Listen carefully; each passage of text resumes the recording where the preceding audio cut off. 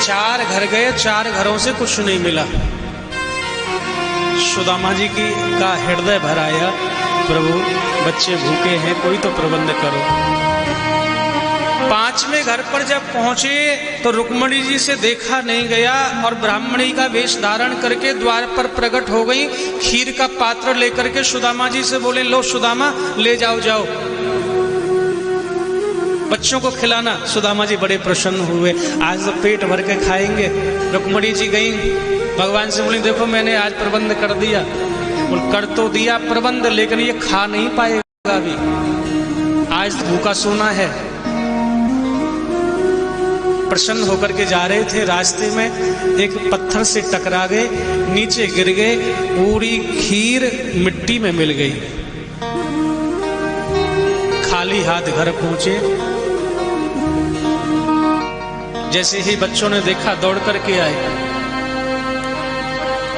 एक बात कहूं, घर में कभी भी आओ, कहीं बाहर प्रदेश तुम गए हो, घर में आओ तो कभी खाली हाथ नहीं आना चाहिए। चाहे आप 100 ग्राम मूंगफली लेके आओ, चाहे चना लेके आओ, कुछ भी लेकर के आओ, लेकिन घर आते समय कुछ ना कुछ जरूर लेके आना चाहिए। तो आज देखो बच्चों ने देखा खाली हाथ, तो बच्चों का चेहरा उतर गया कि 3 दिन हो गए भूखे, कुछ नहीं खाया। सुदामा जी की जो पत्नी है ना सुशीला, वो देख करके सुदामा जी का खाली हाथ आए हैं, सीधे भगवान के पास गई और भगवान के श्री चरणों में जाकर के रोने लग गई। गोविंद, ऐसा क्या बुरा कर दिया हमने? रो रो के कहती सुदामा की नारी, अरी हो गरीबी अब न सतारी, अरी हो गरीबी अब न सतारी। हे प्रभु कृपा करो। आज रुक्मणी जी ने कहा, नाथ देखो ये अच्छा नहीं है, आप कितने निर्दयी हो गए हो, आज बच्चे भी भूखे सो रहे हैं बेचारे, कुछ तो दे दो इनको। भगवान बोले, ये मेरे से मांगता क्यों नहीं है, क्यों नहीं आता मेरे दर पर? ये दुनिया आती है, रोज लाखों की भीड़ होती है, आकर के सब झोली फैलाते हैं। पता रुक्मणी किसी की झोली मैंने आज तक खाली छोड़ी है? लेकिन आज तक तू ही बता, इसने कभी मेरे से मांगा है?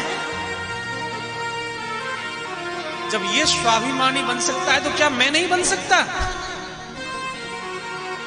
रुक्मणी ने कहा कि भक्त अपना स्वाभिमान दिखा सकता है, लेकिन भगवान नहीं दिखा सकते। प्रभु आप तो सबके दाता हो, सबके माता पिता हो, ऐसा मत करो। वो नहीं आता कोई बात नहीं, वो नहीं मांगता कोई बात नहीं, आप चले जाओ, आप ही दे आओ, क्या फर्क पड़ जाएगा? रुक्मणी जी के कहने से भगवान बोले, ठीक है तो ले मैं जा रहा हूं।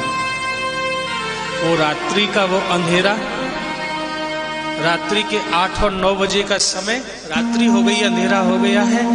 भगवान आए, देखो सुदामा जी के द्वार पर, साधु का वेश बनाया, आवाज लगाई, सुदामा पंडित जी हैं क्या घर में? सुदामा जी ने आवाज सुनी, द्वार खोला, सामने देखा एक महात्मा खड़े हैं, साधु खड़े हैं। बड़े प्रसन्न हुए, नाचने लगे, अरे सुशीला देख भाग जाग के हमारे संत पधारे हैं, तो जल्दी से तैयारी कर भोजन की, आज संत को भोजन कराएंगे। भीतर लेकर के आए, आसन पर बिठाया। सुशीला ने इशारा करके बुलाया, बोल कह क्या रहे हो पता है? घर में तो एक चावल का दाना भी नहीं है, क्या खिलाओगे? बच्चे भी भूखे सो गए हैं। सुदामा जी ने कहा, देख सुशीला, चाहे हमारे साथ कुछ भी हो रहा है, लेकिन ये महात्मा भूखे नहीं जाने चाहिए, नहीं तो हमें पाप लग जाएगा। तू एक काम कर, इनके पास बैठ और मैं कुछ ना कुछ व्यवस्था करके लाता हूं अभी। सुदामा जी बोले, महाराज मैं अभी आ रहा हूं। चल दिए। लेकिन देखो आज भगवान आ तो गए सुदामा के घर में, लेकिन सुदामा के बच्चों की हालत देख करके, घर की हालत देख करके, और मन ही मन सोच रहे हैं कि मैंने आकर के और दुखी कर दिया इसे, पहले से दुखी था।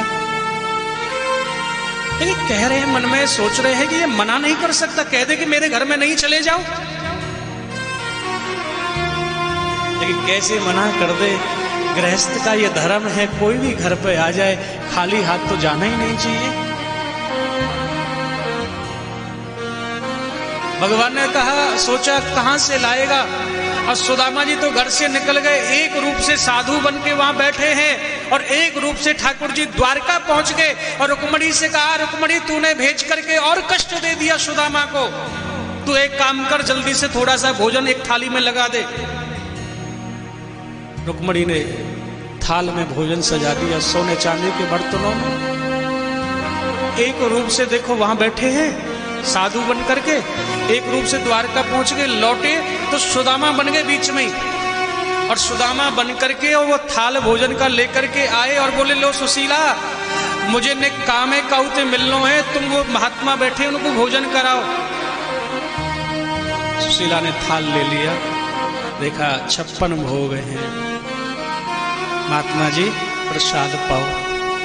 आज अपना ही प्रसाद खुद प्रभु भोग लगावे लगे, लेकिन बच्चों की ओर देख करके ना एक टुकड़ा अंदर गया, फिर नहीं जा रहा है।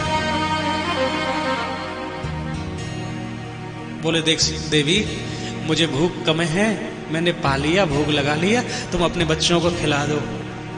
और बोले, देखो आपकी वैसे हालत देवी बहुत दयनीय है, हम एक बात कहें आपसे, हमने वैसे सुना है आपके बारे में कि आपके पति के मित्र तो द्वारकाधीश से हैं, कभी उनको आप क्यों नहीं भेजती हो, क्या पता आपकी कुछ सहायता हो जाए।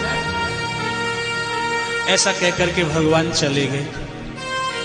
अब थोड़ी देर के बाद में बेचारे सुदामा जी जो गए थे ना, कहीं से भैया टूटे हुए 2 मुट्ठी चावल जैसे तैसे उनको मिले, आकर के बोले, सुशीला इधर आ। इशारे से बुलाया, कैसे कहूं कि टूटे चावल हैं, सुशीला ले ये जाकर के पका ले और इनको कुछ खिला करके विदा कर, महात्मा बैठे होंगे। सुशीला बोली, पागल तो नहीं हो गए हो, अभी 56 भोग लाए थे, कह रहे थे खिला दो, वो खिला भी दिया, चले भी गए वो तो। और कौन सा सेठ आज मिल गया तुमको जो 56 भोग दी, और वो भी सोने चांदी के बर्तन में। सुदामा जी बोले, पागल मैं नहीं, पागल तू हो गई है, इस गरीबी के कारण तेरा दिमाग चल गया है। हमारे भाग में 56 भोग सोने चांदी के बर्तन, सपन देख रही है, कहां से आया ये सब। सुशीला ने कहा, नाथ मैं झूठ नहीं बोल रही, देखो बच्चे भोजन अभी कर रहे हैं, आप जाकर के देख लो। जैसी जाकर के देखा 56 भोग सोने चांदी के बर्तन, भैया सुदामा जी की आंखें भर आई, धड़ाम से पछाड़ खा करके गिर गए। गोविंद, हे गोपाल, मैंने ऐसा कौन सा जुर्म कर दिया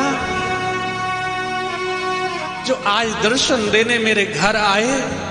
सुशीला, मेरे से ज्यादा तो तू भाग्यशाली है, तुझे दर्शन भी दे गया और तेरे हाथों से भोजन भी कर गया और बच्चों का पेट भी भर गया, लेकिन ये अभागा ऐसा है कि मन भर के उसको देख भी ना सका,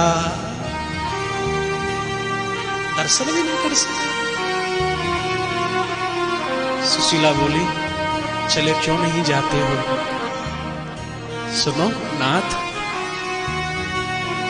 आपने एक बार मुझे बताया था, जब तुम दोनों मित्र गुरुजी के यहां से चले तो गोविंद ने एक बात आपसे कही थी, सुदामा, मैं शस्त्र के द्वारा धर्म की स्थापना करूंगा और तू ब्राह्मण है, तू शास्त्र के द्वारा धर्म की स्थापना, ब्राह्मण है तू, शास्त्र के द्वारा धर्म की स्थापना कर। हे नाथ, मैं चाहती हूं एक बार द्वारका चले जाओ और दोनों मित्र बैठ करके बात कर लेना कि उन्होंने कितना काम पूरा कर लिया और तुमने कितना काम पूरा कर लिया। ये नहीं कहा कि मांगने चले जाओ, ये नहीं कहा कि मिलने चले जाओ, ये कहा कि उस बारे में वहां जाकर के मीटिंग कर लो। कैसा बहाना बनाया। सुदामा बोले, बात तो सही कह रही है।